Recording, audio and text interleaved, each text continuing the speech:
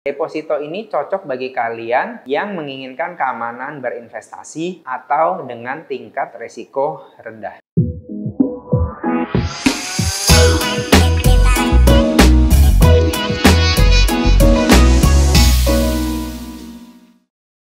Di sini Ko Erwin, salam cuan. Ayo belajar bisnis di Scale Up Channel. Kawan Scale Up, apakah Anda dari kalian saat ini sudah berinvestasi di instrumen deposito? Atau malah jangan-jangan nggak tahu apa itu deposito? Jika belum, nggak apa-apa. Pas banget nih. Edisi kali ini, Ko Erwin akan membahas tentang deposito secara lengkap. Tanpa berlama-lama lagi, ayo ikuti Ko Erwin ya. Deposito adalah produk simpanan uang yang ditawarkan oleh bank dengan memberikan imbalan hasil tertentu yang hanya bisa dicairkan dengan jangka waktu tertentu. Jangka waktu pencairan deposito itu bervariasi, umumnya dari 1 bulan, 3 bulan, 6 bulan, bahkan setahun. Jangka waktu ini umumnya disebut sebagai tenor. Bunga deposito dapat dicairkan langsung ke tabungan kita atau bisa direinvestasikan dengan sistem ARO atau automatic rollover, atau biasanya disebut perpanjangan deposito secara otomatis. Dana deposito ini digunakan oleh bank untuk menjalankan usahanya. Hasil usahanya dicatat sebagian sebagai profit dari bank dan sebagian lagi dikembalikan pada nasabah dalam bentuk bunga deposito. Nah, kalau kita bahas deposito, kurang afdol nih kalau kita nggak bahas yang namanya LPS atau Lembaga Penjamin Simpanan. Berawal dari krisis moneter pada tahun 1998 silam. Mungkin banyak kawan scale up yang waktu itu masih kecil banget ya. Mungkin nggak tahu nih ada kejadian ini. Makanya Ko Erwin bahas sedikit tentang LPS yang terjadi di kawasan Asia pada saat itu,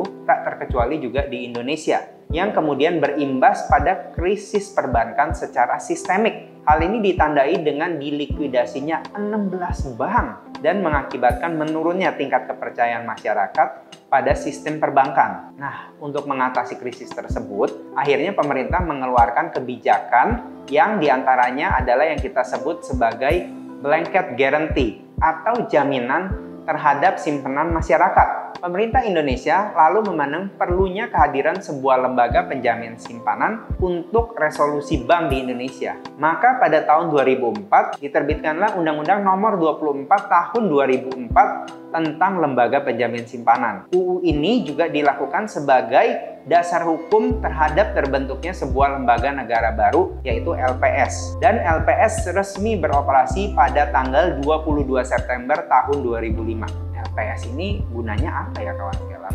Nah, LPS ini akan melakukan penjaminan hingga 2 miliar per nasabah per bank. Jadi bagi kawan scale up yang sultan, yang mungkin punya hartanya di atas 10 miliar mungkin, nah per bank taruh maksimal 2 miliar. Ya, kalau mau dijaminin oleh LPS. Nah, penjaminan ini juga ada syaratnya ya kawan scale up yang disebut sebagai 3T. Pertama, simpanan tersebut harus tercatat dalam pembukuan bank. Kedua, tingkat bunga simpanan tidak melebihi tingkat bunga penjaminan. Yang ketiga, nasabah tidak melakukan tindakan yang merugikan bank. Apabila nasabah memiliki simpanan di atas 2 miliar di satu bank, maka sisa dana yang harus dikembalikan akan menunggu hasil likuidasi dari kekayaan bank. Makanya tadi Ko Erwin bilang, bagi Anda para sultan, maksimal 2 miliar per bank. Nah, tingkat bunga penjaminannya itu berapa banyak sih? Nah, kawan sekalian bisa lihat di sini ya, di tabel ini. Jadi, pastikan deposito Anda kalau ingin dijamin oleh LPS, suku bunganya di bawah tingkat bunga penjaminan di tabel yang tadi Ko Erwin kasih lihat. Nah, penting juga ketika kita mau investasi di instrumen deposito, kita harus mengerti kategori-kategori bank. Kategori bank itu ada terbagi dalam 4 buku. Yang paling rendah adalah bank buku 1, yaitu bank dengan modal inti di bawah 1 triliun rupiah. Yang kedua adalah bank buku 2, bank dengan modal inti antara 1 triliun sampai 5 triliun rupiah. Bank buku 3 adalah bank dengan modal inti antara 5 triliun sampai 30 triliun rupiah. Lalu bank yang paling top adalah bank buku 4, bank dengan modal inti di atas 30 triliun rupiah. Namun kawan scale up, dalam waktu dekat ini, secara aturan BI akan mereklasifikasi ulang berapa modal inti yang diperlukan. Jadi nanti akan ada kenaikan modal minimum bagi setiap bank di level masing-masing. Nah, semakin tinggi nilai bukunya, maka semakin rendah bunga deposito yang ditawarkan oleh bank yang bersangkutan. Kenapa? Karena dianggap bahwa bank dengan modal yang lebih besar, maka resiko likuidasinya semakin rendah. Maka mereka menawarkan bunga yang semakin kecil. Lalu kalau kawan scale up tadi lihat, ada juga yang namanya BPR. BPR itu apa? BPR adalah Bank Pengkreditan Rakyat. Bank yang melaksanakan kegiatan usaha dalam bentuk pembukaan rekening tabungan termasuk deposito dan pemberian kredit. Nah, tentunya modal minimum yang harus disetor oleh bank BPR lebih rendah bahkan daripada bank buku satu sekalipun. Sebab itu berdasarkan LPS, BPR memiliki suku bunga yang lebih tinggi dibandingkan bank umum dan plafon bunga daripada BPR itu juga lebih tinggi dibandingkan dengan bank umum. Tentunya dengan bunga deposito yang lebih tinggi, ada resiko juga yang lebih tinggi. Ingat prinsip investasi, high risk, high return, low risk, low return. Nah, bagi Anda kaum milenial, Anda tentu sudah mendengar banyak tentang bank digital. Yang paling terkenal salah satunya adalah Bank Jago atau Arto. Saat ini deposito juga tidak hanya diberikan oleh bank konvensional. Seiring dengan banyak ditutupnya bank konvensional, bank-bank ini juga beralih ke digital service. Maka bank-bank digital mulai bermunculan terutama semenjak 2019 bahkan sampai saat ini, terutama dengan adanya pandemi COVID-19. Bahkan kita bisa melihat bahwa nilai valuasi kapitalisasi dari bank digital ini meningkat begitu cepat sekali. Kenapa? Nah, salah satunya untuk menarik nasabah lebih banyak, bank-bank digital ini selain menawarkan servis yang lebih cepat diakses, ketika Anda menabung atau membuka deposito di bank digital, Anda nggak perlu lagi ngantri di teller, tunggu antrian, datang ke banknya. Anda hanya perlu melakukan aktivitas itu secara online, maka Anda sudah bisa memiliki tabungan atau deposito di bank tersebut. Dan lagi bunga deposito yang ditawarkan oleh bank digital itu sangat-sangat tinggi kawan scale up. Mereka menawarkan bunga bahkan sampai dengan 8%. Nah, bagi Anda yang tertarik untuk menabung di bank digital, Anda bisa lihat tabel ini. Bunga ini bahkan lebih tinggi dari bunga RDPU atau obligasi negara. Namun sekali lagi ya, kalian ingatkan bahwa high risk, high return, low risk, low return, dan tingkat suku bunga yang di atas dari ambang LPS tidak dijamin oleh LPS. Jadi Anda bijak-bijak ya dalam berinvestasi. Nah, bank digital itu banyak ya, tadi kalian sudah bilang seperti Bank Jago dan banyak lagi bank digital. Nanti kalian bisa lihat tabelnya di sini.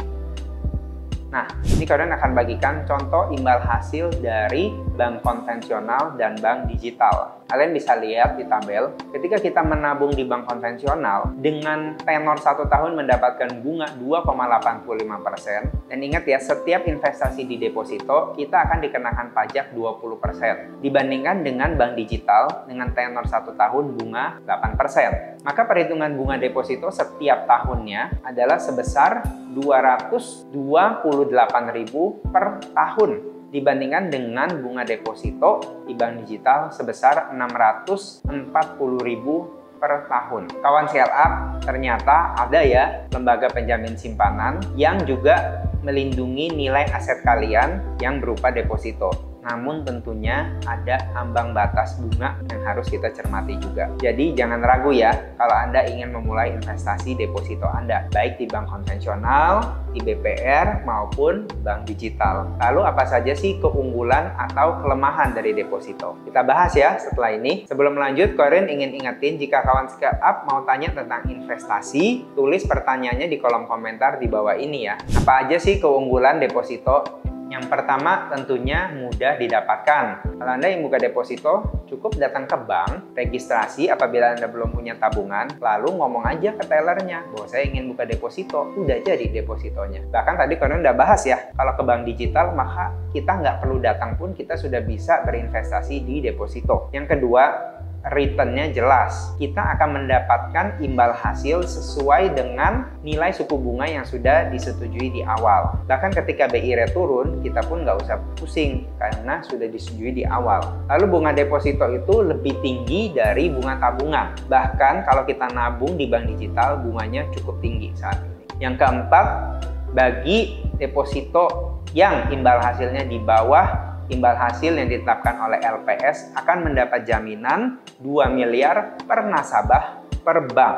Lalu resiko investasi deposito relatif lebih rendah karena tidak sefluktuatif dibandingkan instrumen investasi yang lain seperti misalnya saham, logam mulia, atau bakal collector's item yang akan dibahas di video-video berikutnya. Nah, ini yang mungkin kawan seleb nggak tahu. Deposito dapat dijadikan jaminan pinjaman. Istilahnya adalah back to back selain rumah, tanah, atau mobil, atau bahkan aset lainnya. Nah, caranya gimana? Anda bisa ke bank, misalnya Anda punya deposito 1 miliar, Anda bisa buka rekening pinjaman dengan plafon yang setara dengan nilai deposito Anda. Dan pastinya ada spread. Misalnya bunga deposito kita 3% misalnya. Bunga pinjaman kita adalah 4%. Jadi kita nggak perlu mencairkan deposito kita, namun jika kita ada keperluan mendadak, kita bisa menjaminkan deposito kita untuk dana-dana darurat yang kita perlukan. Setiap instrumen ada plus, pasti ada minusnya. Apa saja sih kekurangan deposito? Kekurangan deposito tentunya ada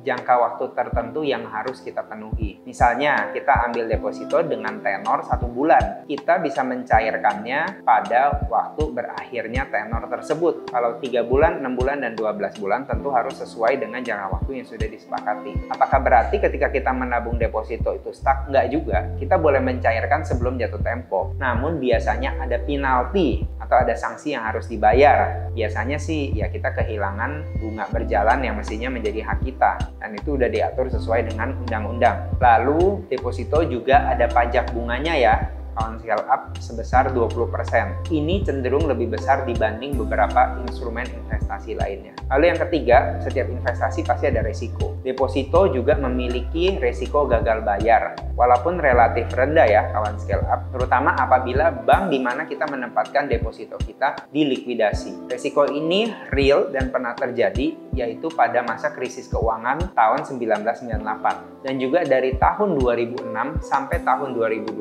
ada 103 bank yang dilikuidasi. Mayoritasnya sih tentunya BPR ya, 102 BPR, dan bank umum ada hanya 1. Sebab itu ya makanya BPR menawarkan bunga lebih tinggi. Maka itu kawan scale up, bijaksanalah menentukan tenor, lalu lembaga yaitu bank mana yang kawan scale up mau investasikan. Lalu kekurangan terakhir adalah apabila bunga deposito yang diberikan oleh bank lebih besar dari ketentuan LPS, lihat tabel di sini ya, maka deposito itu tidak dijamin oleh LPS apabila bank tersebut dilikuidasi. Apa sih tips untuk investasi deposito? Yang pertama, kalian harus mengetahui kondisi keuangan diri sendiri. Untuk apa? Untuk menentukan jangka waktu penempatan deposito yang sesuai dengan kondisi keuangan. Yang kedua, kenali lembaga, terutama bank, yang dimana kita ingin depositokan uang kita dengan informasi yang tepat. Ingat sekali lagi, high risk, high return, low risk, low return. Jangan hanya tergiur oleh bunga yang tinggi, namun kenalin juga risk profile dari bank tersebut. Yang ketiga, jika Anda memiliki dana yang cukup banyak, jika Anda adalah sultan yang tadi Korin sudah bilang, diversifikasikanlah dana Anda ke beberapa bank supaya resiko Anda terbagi. Jadi kalau ada satu bank dilikuidasi, ada bank lain yang dimana dana kita tetap aman dan liquid. Nah, deposito ini cocok bagi kalian yang menginginkan keamanan berinvestasi atau dengan tingkat resiko rendah. Kawan scale up, Korin yakin pembahasan deposito ini sangat berguna sebagai langkah awal memulai investasi. Tidak perlu ragu untuk memulai, yang terpenting kenali dan pahami dulu deposito ini seperti apa. Apakah cocok atau tidak dengan kebutuhan kawan scale up. Jika Anda punya pengalaman, pertanyaan, atau sharing pengalaman investasi, boleh banget ya tulis pada kolom komentar di bawah ini. Kawan scale up,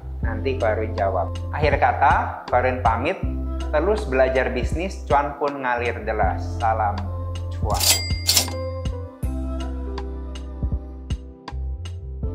Anda bisa ke bank, Anda bisa ajukan kredit. Secara aturan, BI akan